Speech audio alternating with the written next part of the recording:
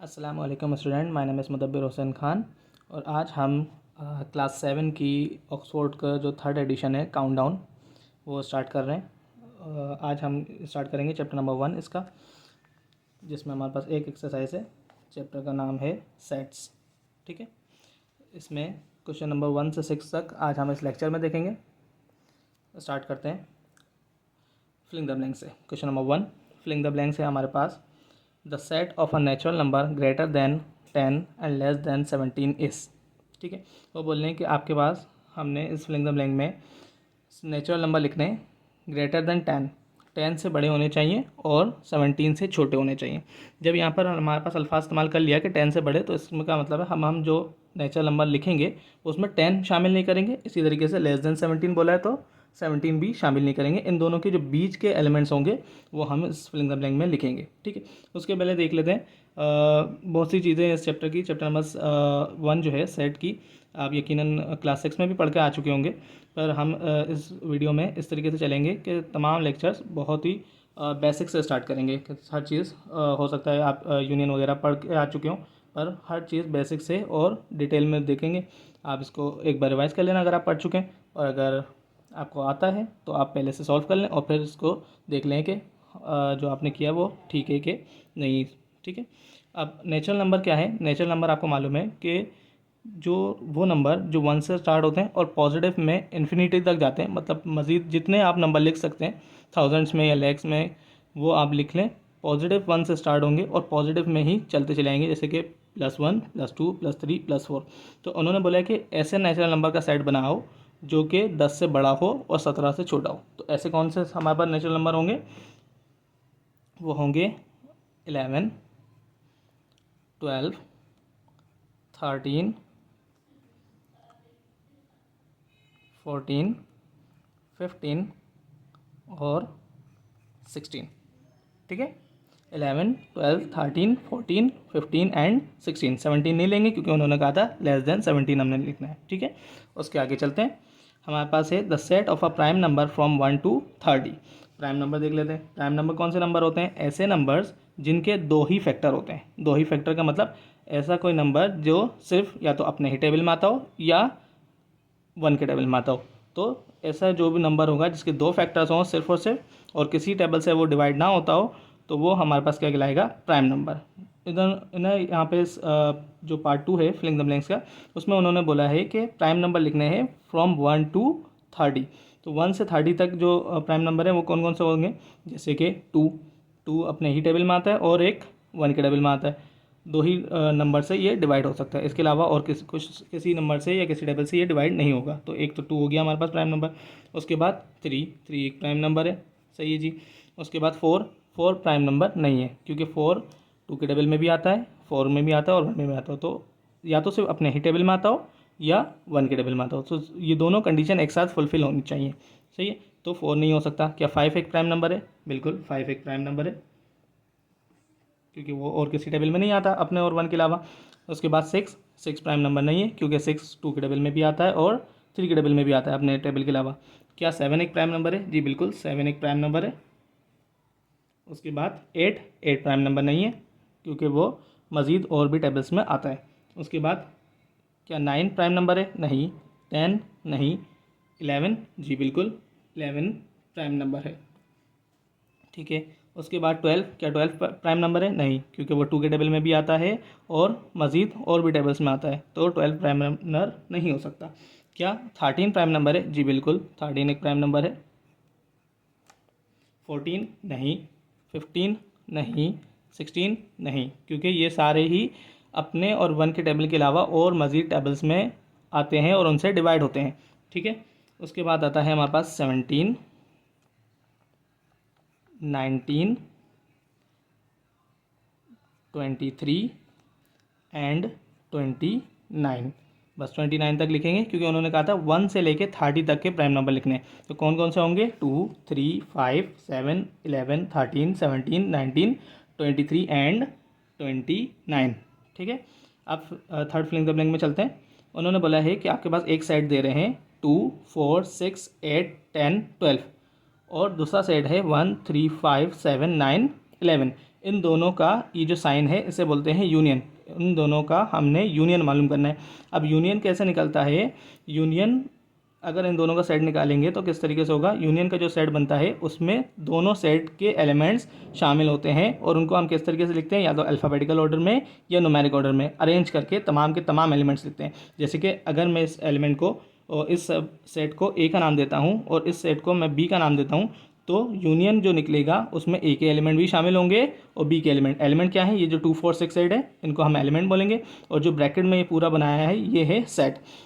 वैसे तो इसमें नाम नहीं दिए थे, मैं समझाने के लिए अगर मैं इनको ए सेट और बी सेट बोल दूं तो इन दोनों का जो यूनियन निकलेगा ए यूनियन बी, वो क्या निकलेगा? उसमें तमाम एलिमेंट्स शामिल होंगे और उन एलिमेंट्स को हम अल्फ़ाबेटिकल ऑर्डर या न्यूमेरिक ऑर्डर में लिखेंगे। अगर एबीसीडी होगी तो अल्फ़ाबेटिकल ऑर्डर और डिजिट्स होंगे तो न्यूमेरिक ऑर्डर में असेंडिंग ऑर्डर में लिखेंगे। ठीक है, तो यहाँ पे हम देख लेते हैं, यहाँ पे सॉल्व करते हैं। अगर मैं इन दोनों का यूनियन निकालूँ, ए और ए यूनियन बी लिख लूँ जैसे कि मैंने इनको नाम दिया है, तो ए यूनियन बी हमारे पास क्या बनेगा? 1 से मैं जैसे मैंने कहा न्यूमेरिक ऑर्डर में लिखेंगे तो सबसे पहले हमारे पास 1 आएगा, फिर 2, देन 3, फिर 4, देन 5, देन 6, 7, 8, 9, 10, 11 एंड लास्ट 12। जैसे कि देखें 3 and 3 6, इसमें 6 हैं और इसमें भी 6 हैं, तो हमारा जो यूनियन बनेगा उसमें 12 होने चाहिए नंबर्स, 1 2 3 4 5 6 7 8 9 10 11 एंड 12। हाँ, इसमें एक बात याद रखी जाए, यहाँ तो ऐसा कोई कंडीशन नहीं आई कि अगर दोनों सेट के अंदर कोई एलिमेंट कॉमन हो, जैसे कि यहाँ पे भी 6 हो और यहाँ पे भी 6 हो, तो उसे हम एक ही बार लिखेंगे। तो यूनियन क्या होता है? दोनों सेट्स के एलिमेंट को हम अल्फ़ाबेटिकल ऑर्डर या न्यूमेरिक ऑर्डर में लिखते हैं और अगर कोई कॉमन हो तो उसे रिपीट नहीं करते, एक ही बार लिखते हैं। तो इस तरीके से हमारा यूनियन निकलता है। उसके बाद आता है पार्ट 4। पार्ट 4 में हमारे पास फर्स्ट सेट है 7 13 18 21 25 और दूसरा सेट है 13 21 एंड 25। तो उन्होंने बोला है इन दोनों का डिफरेंस निकालना है, माइनस का साइन लगाया, डिफरेंस निकालना है। डिफरेंस कैसा निकलता है? दोनों सेट को हम जो कॉमन एलिमेंट्स हैं उनको कैंसिल कर देते हैं और जो पहले सेट में हमारे पास एलिमेंट बचेंगे उनको लिख देते हैं। जैसे कि 13 यहाँ पे भी है और यहाँ पे भी एक कॉमन है, ये कैंसिल हो जाएगा। उसके बाद 21 एंड देन 25। कैंसिल करने के बाद जो एलिमेंट रिमेनिंग बच जाएंगे फर्स्ट सेट में उनको हम यहाँ पे ब्लैंक में लिख देंगे। क्या होंगे वो? 7 एंड 18। ठीक है, तो डिफरेंस किस तरीके से निकलता है? दोनों सेट के सेम एलिमेंट और कॉमन एलिमेंट्स को हम कैंसिल कर देते हैं और फर्स्ट सेट में जो हमारे पास एलिमेंट्स बचते हैं उनको लिख देते हैं। तो इनके ब्लैंक में आएगा 7 और 18।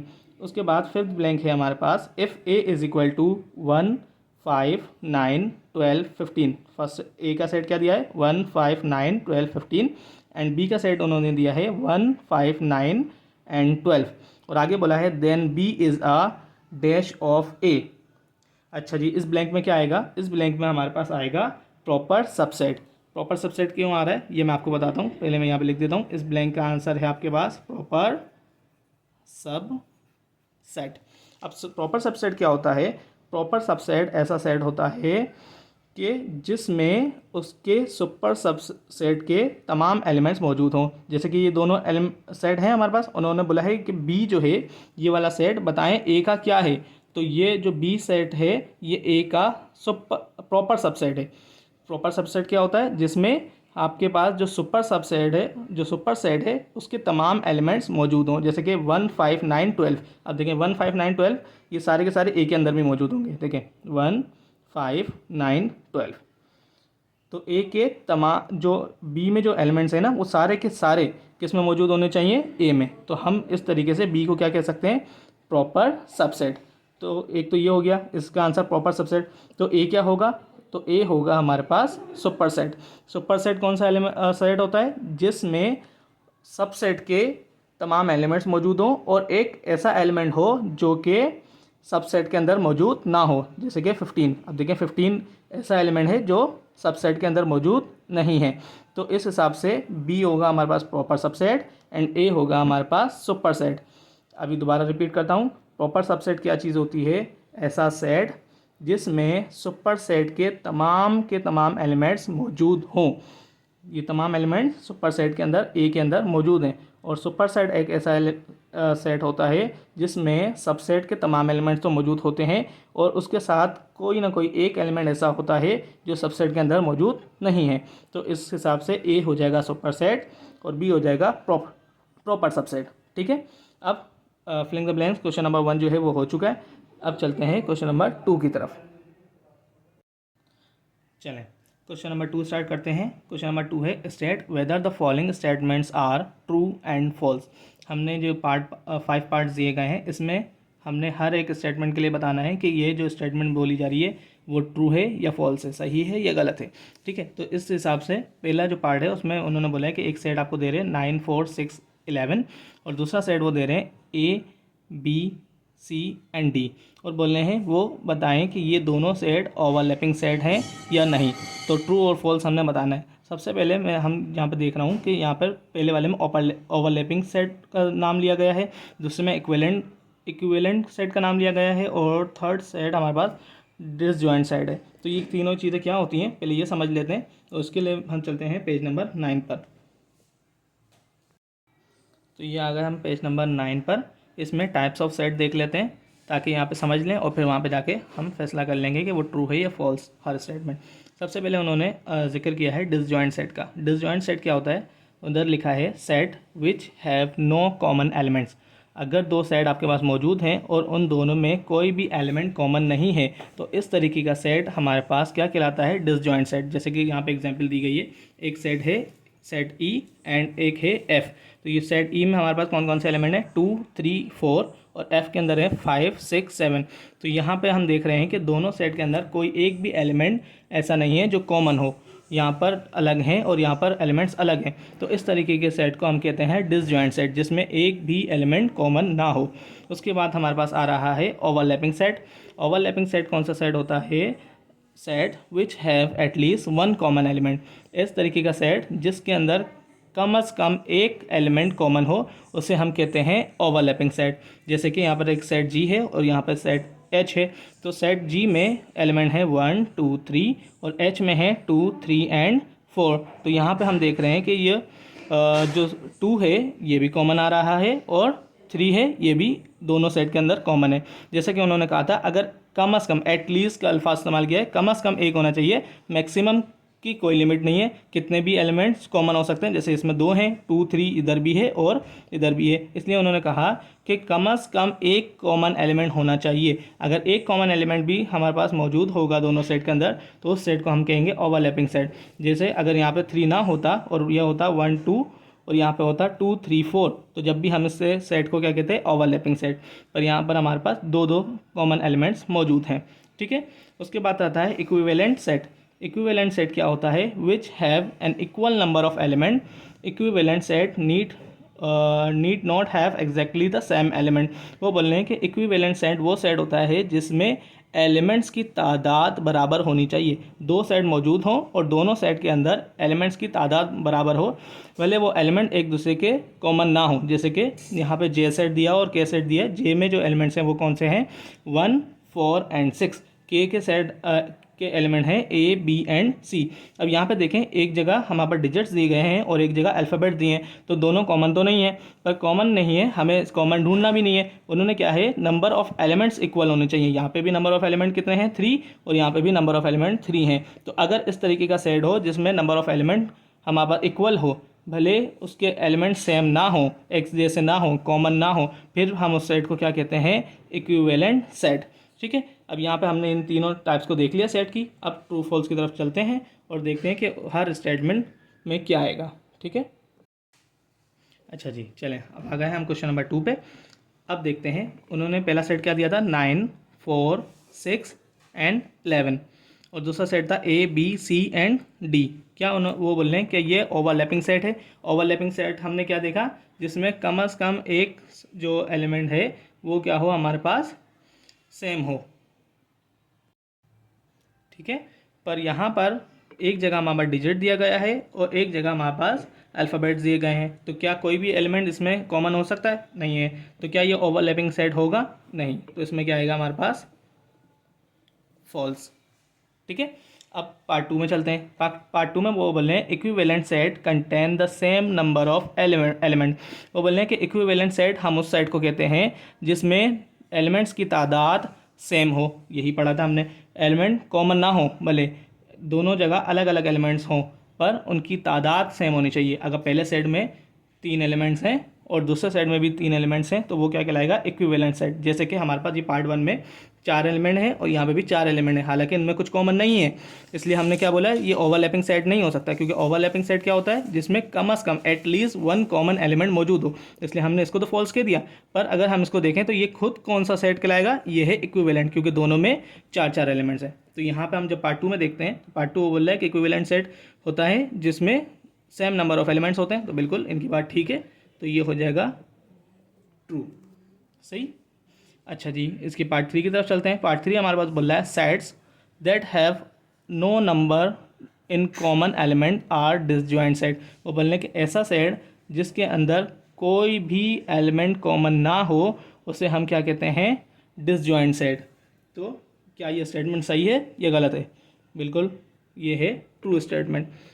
हम ओवरलैपिंग जो डिसजॉइंट सेट है उसी सेट को कहते हैं जिसमें दोनों सेट के अंदर कोई एक एलिमेंट भी कॉमन ना हो, दोनों एक दूसरे से डिफरेंस हो, दोनों एक दूसरे के अलग अलग हों, कोई एक कॉमन भी ना होगा तो क्या करेंगे हम? डिसजॉइंट। अगर एक भी कॉमन होता है तो फिर वो हो जाएगा ओवरलैपिंग, और अगर तादाद सेम होगी तो वो होगा इक्विवेलेंट सेट। ठीक है।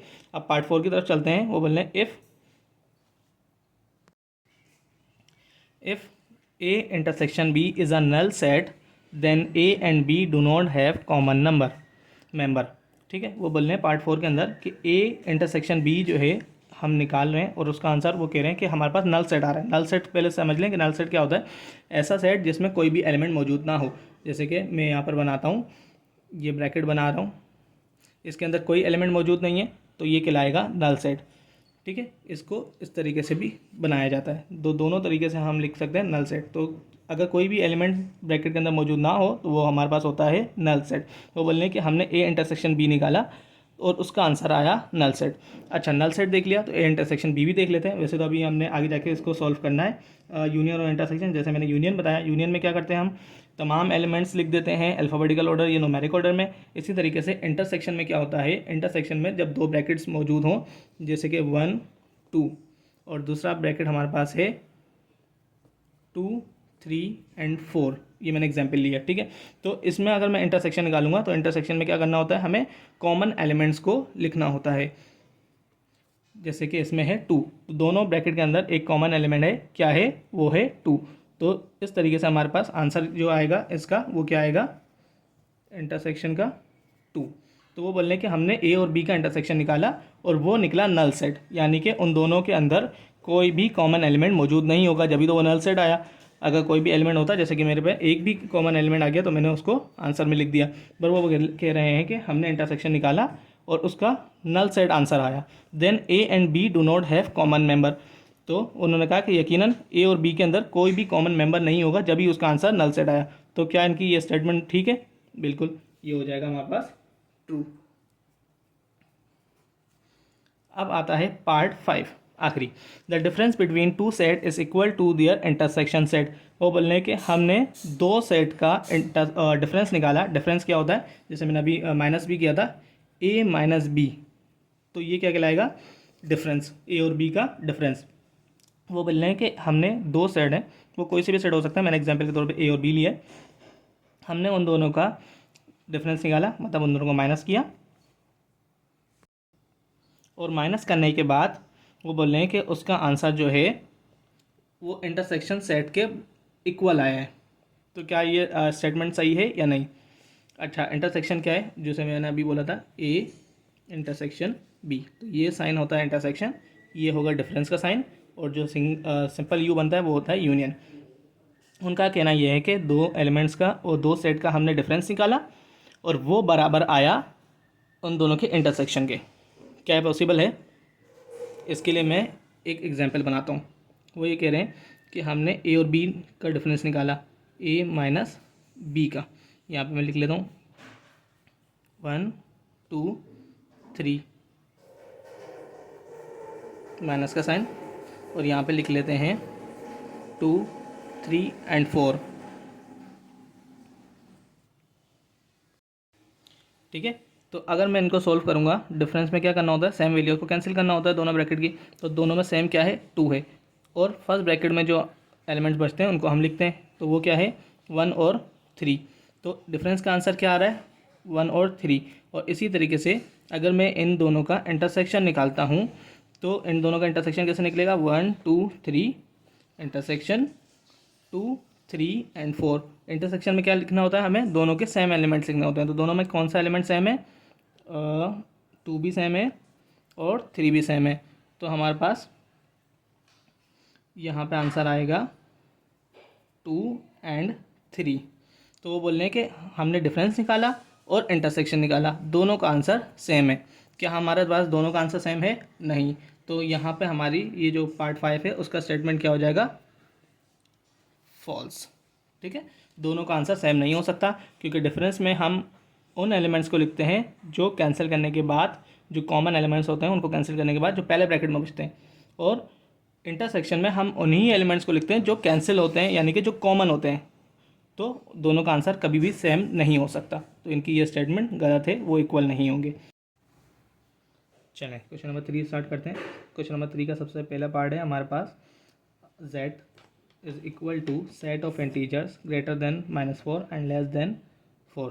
मैं यहाँ पे कॉपी में सॉल्व करता जा रहा हूँ, आपने कुछ बुक अपने सामने रखनी है, मैं क्वेश्चन पढ़ रहा हूँ, उधर से देखें। ठीक है, सबसे पहले वो बोल रहे हैं कि सेट बनाओ इंटीजर्स का ग्रेटर देन -4, जो कि -4 से बड़े हों और 4 से छोटे हों। ठीक है, तो इंटीजर्स कौन से नंबर होते हैं, तमाम ही नंबर्स हमारे पास जो हैं वो इंटीजर्स होते हैं, चाहे वो नेगेटिव हों या पॉजिटिव में हो या ज़ीरो भी हमारे पास इंटीजर में शामिल होता है। तो ऐसे नंबर का सेट बनाना है जो इंटीजर हमारे पास -4 से बड़ा और 4 से छोटा हो, तो वो क्या होगा हमारे पास, z इज इक्वल टू -4 से बड़ा, यानी कि -3 -2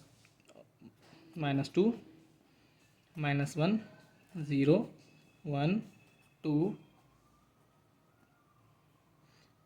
3।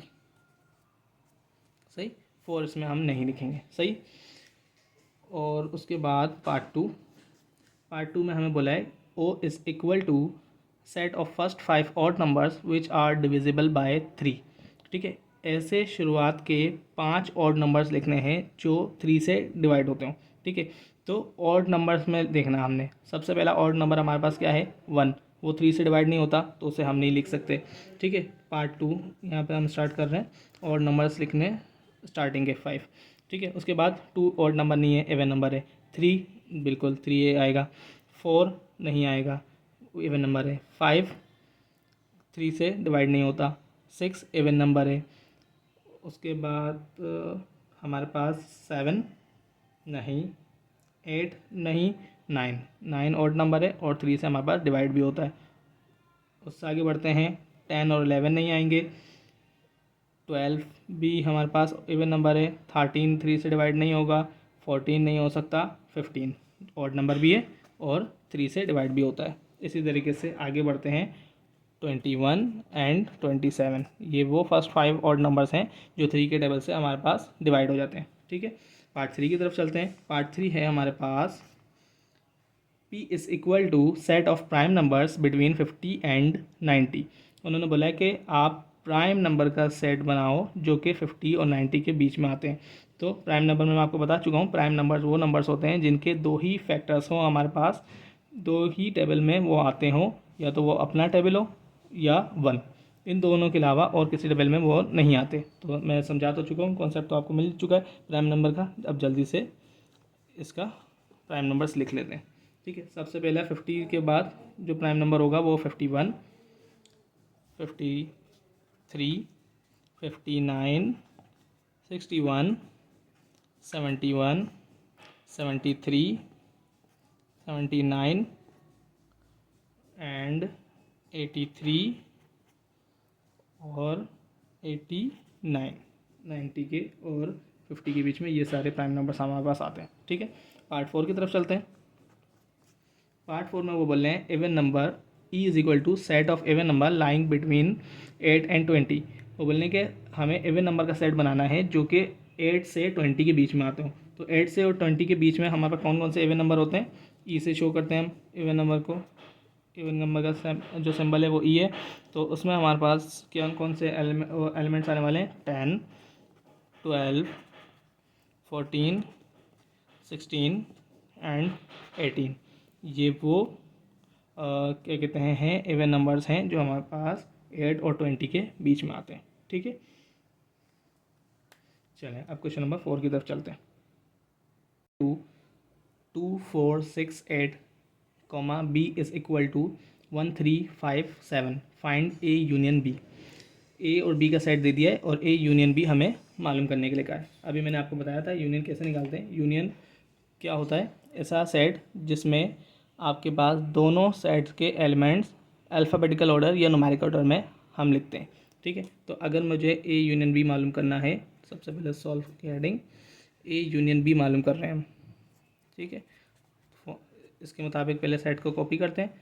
ए का सेट हमारे पास क्या है, 2, 4, 6 एंड 8 एंड देन यूनियन का साइन बनाएंगे हम और उसके बाद है 1, 3, 5 एंड 7।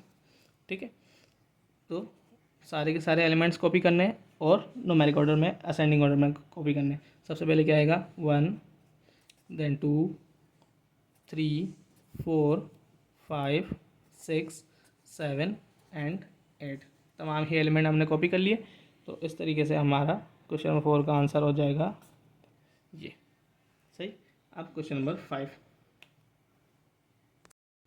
चलें क्वेश्चन नंबर 5 स्टार्ट करते हैं। उन्होंने ए का सेट दिया है 3, 6 एंड 9 और बी का सेट हमारे पास है नल सेट। कोई भी एलिमेंट मौजूद नहीं है। मैंने बताया था कि अगर कोई भी एलिमेंट सेट के अंदर मौजूद ना हो तो उसे कहते हैं नल सेट। इसको इस तरीके से एम्प्टी ब्लैंक जो ब्लैंक वो है हमारे पास सेट इस तरीके से भी लिखते हैं और यहाँ पर हमारे पास ये साइन भी है और हमारे पास नल सेट को लिखने का। ठीक है, और बोला है ए यूनियन बी मालूम करना है। तो सॉल्व की हेडिंग ए यूनियन बी। ठीक है, अच्छा जी, ए का सेट हमारे पास 3, 6, 9, यूनियन का साइन लगाएंगे और यहाँ पर खाली एम्प्टी ब्रैकेट बना देंगे। ठीक है, या ये साइन भी बना सकते हैं। ठीक, और यूनियन में क्या करते हैं, अभी क्वेश्चन नंबर 4 में देख कर आए कि तमाम के तमाम एलिमेंट्स को दोनों सेट के कॉपी कर देते हैं हम नीचे न्यूमेरिक ऑर्डर या अल्फ़ाबेटिकल ऑर्डर में, क्योंकि ये डिजिट्स हैं हमारे पास असेंडिंग ऑर्डर में हम यहाँ पे कॉपी करेंगे। पर सेकंड जो सेट है हमारे पास बी का, उसमें तो कोई एलिमेंट है ही नहीं, तो इसमें परेशान होने वाली बात नहीं है। हमने अरेंज करके यहाँ पर नीचे राइट करना है तो यही आ जाएंगे 3, 6, 9, क्योंकि दूसरे साइड में कोई मौजूद नहीं है तो उसका नहीं लिख रहे हम। और पहले सेट के एलिमेंट हमारे पास नीचे इसके आंसर में आ जाएंगे ए यूनियन बी के। ठीक है, चलें वैसे तो क्वेश्चन नंबर 6 भी हमने इसी लेक्चर में करना था, और 6 के हमारे पास 3 पार्ट हैं, उसे हम अगले लेक्चर में देखते हैं। वीडियो वैसे ही काफ़ी लेंदी हो गई है। ठीक है, तो आपने अगली वीडियो से पहले आप इन सवाल के क्वेश्चन नंबर 5 तक हमारे पास 5 सवाल हैं, इनकी अच्छी से प्रैक्टिस कर लेनी है। अपना बहुत बहुत ख्याल रखना है, प्रैक्टिस करके रखिएगा ताकि अगले लेक्चर में आपको मज़ीद समझ में आए। आगे हम बहुत ज़्यादा प्रैक्टिस करने वाले हैं यूनियन और इंटरसेक्शन की। चलें, अल्लाह हाफ़िज़।